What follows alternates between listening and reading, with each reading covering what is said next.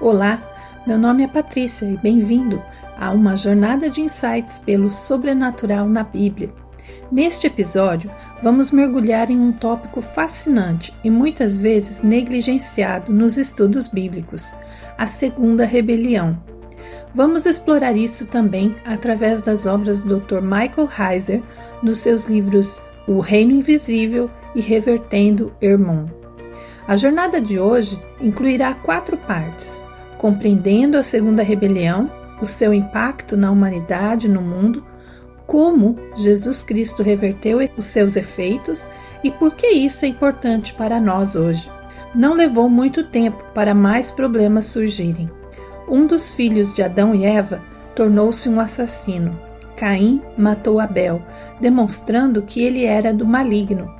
Em 1 João 3,12 nós lemos: "Não sejamos como Caim, que pertencia ao maligno e matou seu irmão." E por que o matou? Porque suas obras eram más e as de seu irmão eram justas. Da mesma forma que a população humana se multiplicou na história bíblica, o mesmo aconteceu com o mal. Em Gênesis 6,5 nós lemos: "O Senhor viu que a perversidade do homem tinha aumentado na terra e que toda a inclinação dos pensamentos do seu coração era sempre e somente para o mal." Uma outra transgressão sobrenatural ocorreu. Transgressão esta que, embora não seja muito comentada, teve grande impacto na expansão da impiedade, da maldade na humanidade. Desta vez, foi mais do que um só rebelde. O contágio do mal que se espalhou pela humanidade em Gênesis 6,5 está associado à história de Gênesis 6, de 1 a 4, em que os filhos de Deus passaram a gerar seus próprios filhos terrestres, que ficaram conhecidos como Nefilins, ou os gigantes. A Bíblia não menciona mais nada sobre esta rebelião em Gênesis, o que aconteceu exatamente, mas fragmentos desta história se revelam em outras partes da Bíblia, bem como em tradições judaicas não incluídas na Bíblia, mas que os autores do Novo Testamento conheciam bem e, inclusive, citaram em suas cartas, como Pedro e Judas, o que veremos mais adiante. Mas vamos ler então Gênesis 6, de 1 a 4. Quando os homens começaram a multiplicar-se na terra e lhes nasceram filhas, os filhos de Deus viram que as filhas dos homens eram bonitas e escolheram para si aquelas que lhes agradaram. Então disse o Senhor: "Por causa da perversidade do homem, meu espírito não contenderá com ele para sempre, e ele só viverá 120 anos. Naqueles dias havia nefilins na terra, e também posteriormente, quando os filhos de Deus possuíram as filhas dos homens e elas lhes deram filhos. Eles foram os heróis do passado, homens famosos. Aqui os filhos de Deus, entendidos como seres divinos, rebelaram-se ao tomar mulheres humanas como esposas. Sua união produziu os nefilins, descritos como homens poderosos da antiguidade." Dr. Heiser elabora no seu livro Em Revertendo Hermon que estes seres chamados de vigilantes no livro de Enoque e também Daniel desafiaram a ordem de Deus ao corromper a humanidade com conhecimentos e práticas proibidas. Esta rebelião não se tratava apenas de uniões físicas, mas representava um desafio direto à autoridade de Deus. E a pergunta central é: os filhos de Deus em Gênesis 6, 1 a 4 eram seres espirituais? Muitas pessoas adotaram outras interpretações porque a ideia de seres espirituais parece estranha por causa do resto da narrativa. Contudo, fugir desta interpretação não explicará a origem dos nefilins e acaba responsabilizando as mulheres, filhas dos homens, como as vilãs do mundo antigo. Esta história é sobre como estes filhos de Deus espirituais queriam imitar Deus Altíssimo em produzir os seus próprios filhos humanos. Com esta atitude, eles se tornaram rivais de Deus, o próprio Pai Celestial deles. Eles queriam ser os superiores e reinar sobre os humanos, mas este não era o plano de Deus. O plano de Deus, desde o começo, era ter uma família e não escravo. A narrativa de Gênesis 6, de 1 a 4, também possui paralelos na história da Mesopotâmia, descobertas em 2010. Esta descoberta aconteceu em várias escavações arqueológicas na região da Mesopotâmia, Antiga Babilônia, em locais como Nínive, onde encontraram tablets com textos cuneiformes que descrevem os apikalos e suas funções como transmissores de conhecimento e sabedoria aos humanos.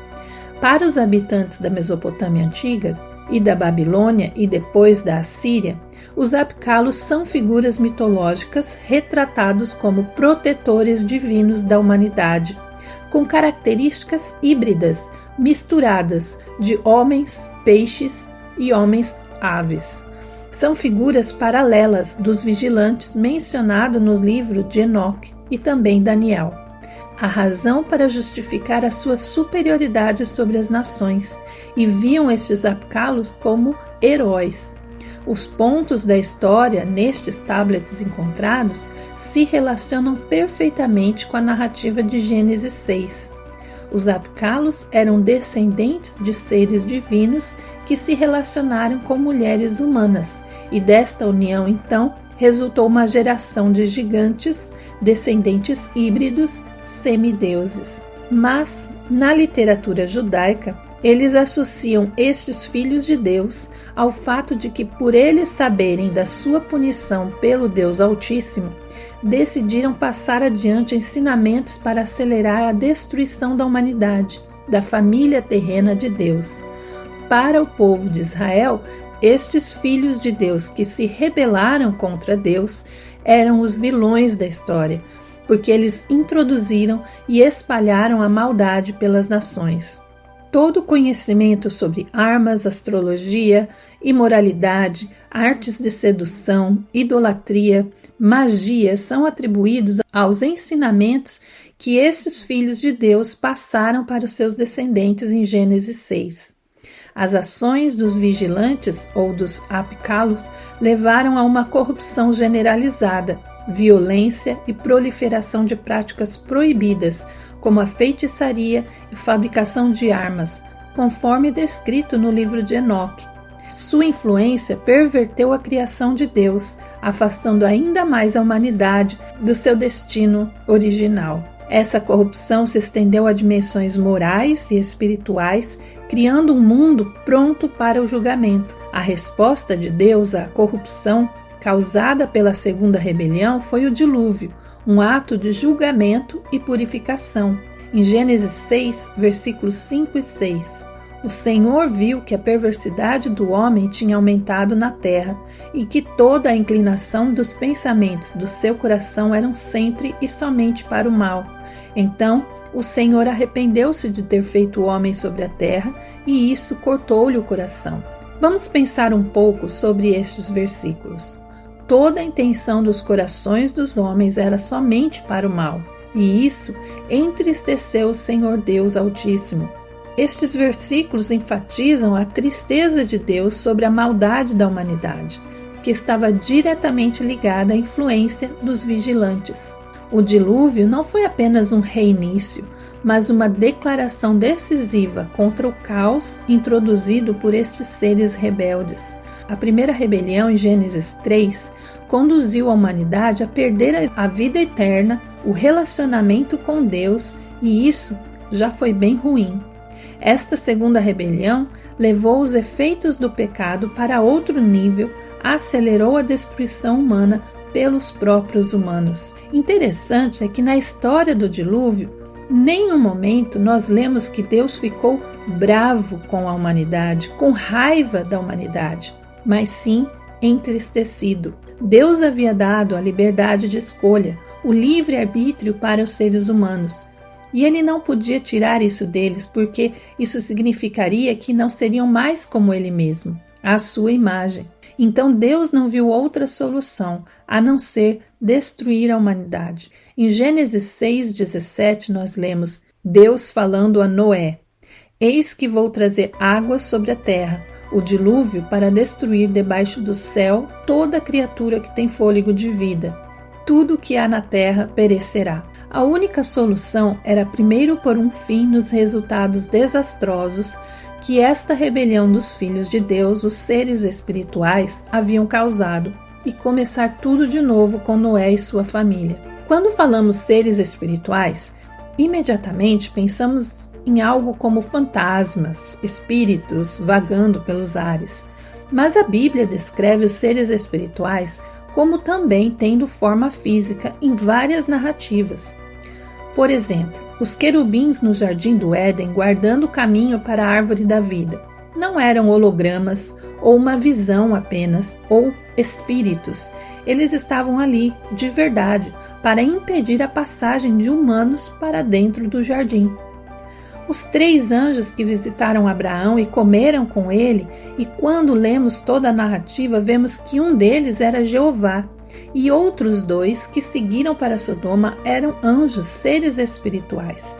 E estes que foram até Sodoma tinham uma forma física humana de boa aparência, porque os homens daquela cidade até quiseram abusar deles. Também lemos que estes anjos tomaram Ló e sua família pela mão e os levaram para fora da cidade. Então houve toque físico. E Paulo, em 1 Coríntios, capítulo 15, versículos 35 a 44, menciona a diferença entre corpos físicos e espirituais.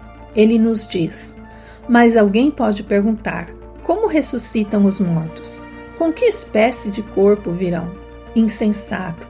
O que você semeia não nasce a não ser que morra. Quando você semeia, não semeia o corpo que virá a ser, mas apenas uma simples semente, como de trigo ou de alguma outra coisa.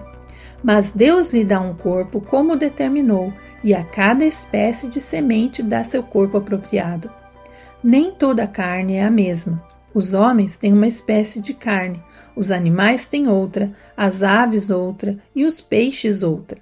Há corpos celestes e há também corpos terrestres, mas o esplendor dos corpos celestes é um e o dos corpos terrestres é outro. Um é o esplendor do sol, outro o da lua e outro o das estrelas, e as estrelas diferem em esplendor umas das outras.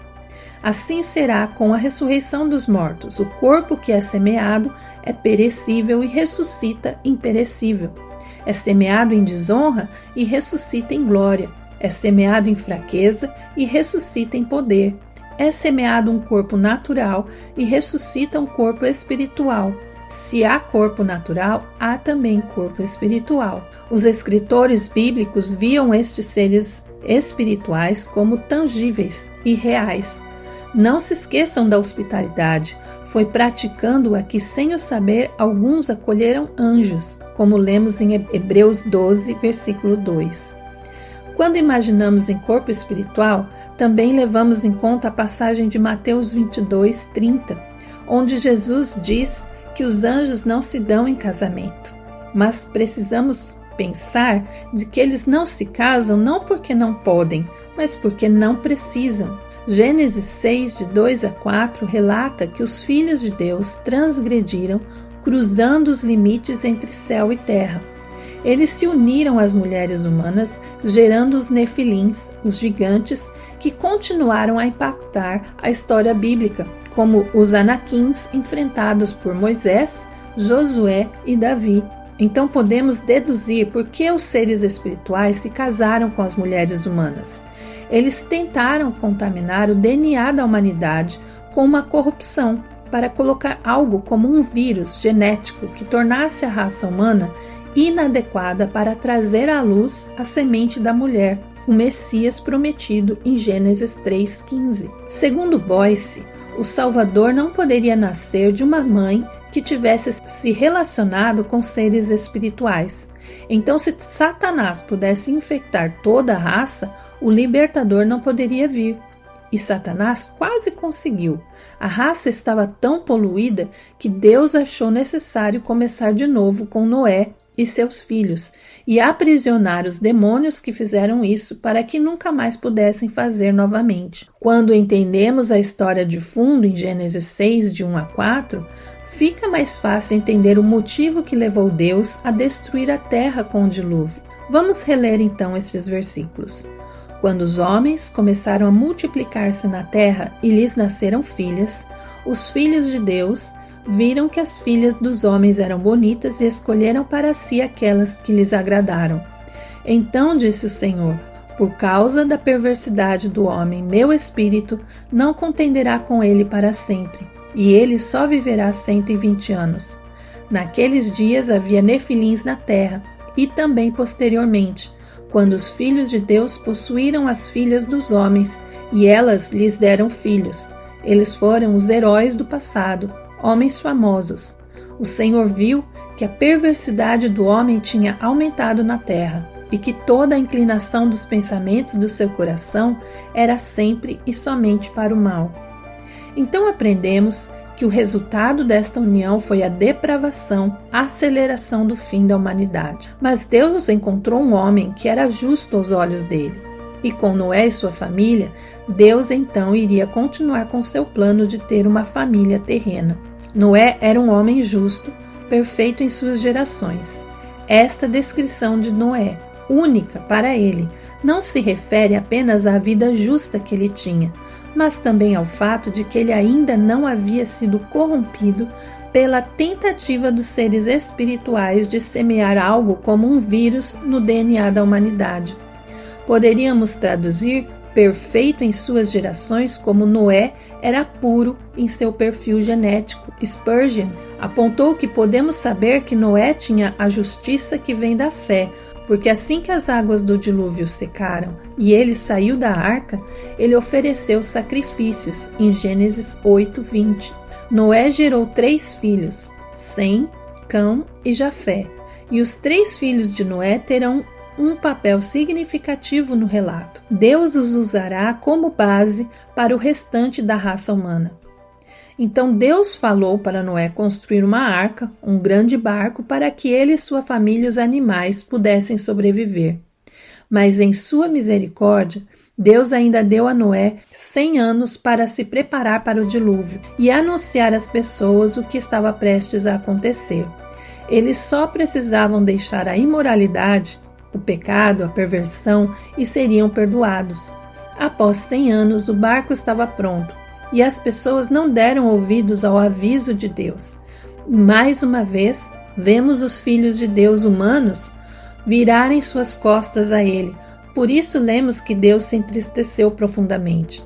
Depois do dilúvio, quando Noé e sua família saíram da arca, Deus repetiu os mandamentos originais dados a Adão e Eva. Em Gênesis 9:1 nós lemos: Deus abençoou Noé e seus filhos, dizendo-lhes: sejam férteis, multipliquem-se e encham a terra. Deus estava começando tudo de novo e fez uma aliança com Noé e com toda a humanidade. E nós lemos nos versículos de 8 a 17. Então Deus disse a Noé e a seus filhos que estavam com ele: vou estabelecer a minha aliança com vocês. Vou estabelecer a minha aliança com vocês e com os seus futuros descendentes, e com todo ser vivo que está com vocês, as aves, os rebanhos domésticos e os animais selvagens, todos os que saíram da arca com vocês, todos os seres vivos da terra. E em Gênesis 9, de 8 a 17, nós lemos: então disse Deus a Noé e a seus filhos que estavam com ele: vou estabelecer a minha aliança com vocês e com seus futuros descendentes, e com todo ser vivo que está com vocês, as aves, os rebanhos domésticos e os animais selvagens, todos os que saíram da arca com vocês, todos os seres vivos da terra. Estabeleço uma aliança com vocês. Nunca mais será ceifada nenhuma forma de vida pelas águas de um dilúvio. Nunca mais haverá dilúvio para destruir a terra. E Deus prosseguiu: este é o sinal da aliança que estou fazendo entre mim e vocês e com todos os seres vivos que estão com vocês para todas as gerações futuras. O meu arco que coloquei nas nuvens será o sinal da minha aliança com a terra. Quando eu trouxer nuvens sobre a terra e nelas aparecer o arco-íris, então me lembrarei da minha aliança com vocês e com os seres vivos de todas as espécies. Nunca mais as águas se tornarão um dilúvio para destruir toda forma de vida. Toda vez que o arco-íris estiver nas nuvens, olharei para ele e me lembrarei da aliança eterna entre Deus e todos os seres vivos de todas as espécies que vivem na terra. Concluindo, disse Deus a Noé: Este é o sinal da aliança que estabeleci entre mim e toda forma de vida que há sobre a terra. Esta nova aliança é uma promessa, a promessa que Deus não iria destruir a humanidade. Tudo isso nos mostra o quanto Deus é maravilhoso, mas a humanidade, mais uma vez, abusou da bondade de Deus. E uma terceira rebelião seguiu-se após o dilúvio, que será o assunto do nosso próximo episódio. Mas de onde surgiu a interpretação de que estes filhos de Deus em Gênesis 6 eram descendentes de Sete e que as mulheres eram filhas de Caim? Agostinho e outros pais da igreja interpretaram Gênesis 6 e sugeriram que os filhos de Deus eram descendentes da linhagem de Sete, enquanto as filhas dos homens seriam descendentes de Caim. Mas essa interpretação tem alguns problemas. Primeiro, nega a natureza sobrenatural dos nefilins, os gigantes na terra. E se você pesquisar na internet, verá que a arqueologia tem descoberto esqueletos e artefatos que só poderiam pertencer a gigantes. Outro problema dessa interpretação é que responsabiliza injustamente as mulheres e ignora a descrição dos nefilins como gigantes. E também em nenhum lugar na Bíblia Deus havia proibido o relacionamento entre os descendentes de Sete e de Caim. E vemos claramente que Pedro não interpretou Gênesis 6 desta maneira. Em nossa sociedade científica e racional, muitos cristãos rejeitam a ideia de os filhos de Deus serem seres espirituais, que tiveram relações com seres humanos. Em nossa sociedade científica e racional, muitos cristãos rejeitam a ideia de os filhos humanos serem seres espirituais, porque como explicar a relação entre seres espirituais e humanos? Isto seria muito sobrenatural. Mas daí podemos questionar: e o nascimento de Jesus da Virgem Maria? E a Trindade?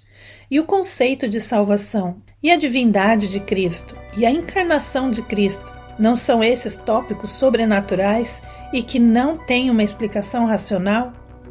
Nenhum destes e outros tópicos da Bíblia tem explicações racionais. Todos envolvem o divino, seres sobrenaturais e a fé. Os escritores bíblicos e os cristãos do primeiro século não tinham essa dificuldade. Eles tinham fé e acreditavam na atividade dos seres espirituais no nosso mundo. E qual é a conexão de Gênesis 6, de 1 a 4, com o Novo Testamento? Em 2 Pedro 2, 4, nós lemos: Pois Deus não poupou os anjos que pecaram, mas os lançou no inferno, prendendo-os em abismos tenebrosos a fim de serem reservados para o juízo. E em Judas, no versículo 6, nós lemos: E aos anjos que não conservaram suas posições de autoridade, mas abandonaram sua própria morada, ele os tem guardado em trevas, presos com correntes eternas para o juízo do grande dia. Os dois autores, Pedro e Judas, conectaram os anjos que pecaram em Gênesis 6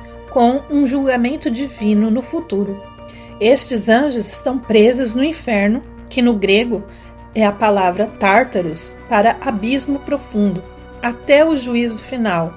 Qualquer semelhança com este nome, com histórias dos Vingadores, Senhor dos Anéis, Percy Jackson e outros, não é mera coincidência. No texto em 2 Pedro, entendemos que os discípulos e os cristãos do primeiro século refletiam a crença nestas histórias dos seres espirituais.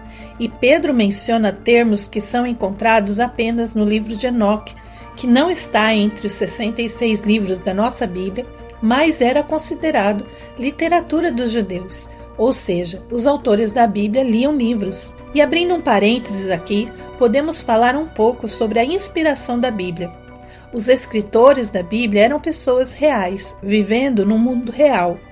Entender que a inspiração bíblica não foi um download do céu, mas que considerou o contexto cultural e literário dos escritores é muito importante. Quando falamos que a Bíblia é um livro inspirado por Deus, queremos dizer que foi escrita por pessoas que foram preparadas por Ele, mas que eram influenciados por sua cultura, literatura da época que viveram, ambiente e os pontos de vista. E Deus tinha tudo isso em mente quando os preparou, desde quando nasceram, até o momento em que os inspirou a escrever algo para a posteridade. Os homens que escreveram a Bíblia estavam ativos e com suas mentes bem engajadas em todo o processo quando escreviam a Bíblia. E mais um detalhe para concluirmos este episódio. Qual é o papel de Jesus na rebelião de Gênesis 6 e no combate ao mal? Somente uma pessoa poderia desfazer o que os deuses, os filhos de Deus, fizeram em Gênesis 6, o Messias. Consequentemente, para os escritores do Novo Testamento, a vinda de Jesus como o Jeová encarnado não significava somente reverter a maldição da morte trazida sobre a humanidade por meio do pecado de Adão, mas também desfazer a depravação, a perversidade e lidar com os espíritos imundos. Lembram de que mencionamos sobre os nefilins, descendentes da união mista? Os espíritos desses híbridos tornaram-se os demônios ou espíritos imundos que Jesus confrontou em seu ministério anos mais tarde, porque eles não tinham um lugar designado no céu ou na terra após a morte, como o reino dos mortos, e tornaram-se espíritos errantes nas regiões celestiais. A vida, morte e ressurreição de Jesus confrontam diretamente o caos desencadeado pela segunda rebelião.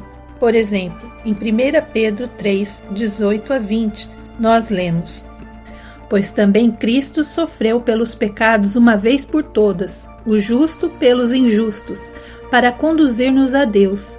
Ele foi morto no corpo, mas vivificado pelo Espírito, no qual também foi e pregou aos espíritos em prisão, que há muito tempo desobedeceram, quando Deus esperava pacientemente nos dias de Noé, enquanto a arca era construída. Nela, apenas algumas pessoas, a saber, 8, foram salvas por meio da água. Estes versículos referem-se a Jesus proclamando a vitória aos espíritos em prisão, entendidos como os vigilantes rebeldes de Gênesis 6, de 1 a 4. A missão de Jesus também inclui desfazer os danos causados por sua influência corrupta, como curar os enfermos e expulsar os demônios. Paulo, em Colossenses 2, versículo 15, nos diz: E tendo despojado os poderes e as autoridades, fez deles um espetáculo público, triunfando sobre eles na cruz. Descreve a vitória de Cristo sobre principados e potestade, enfatizando ainda mais o seu papel na restauração da ordem divina.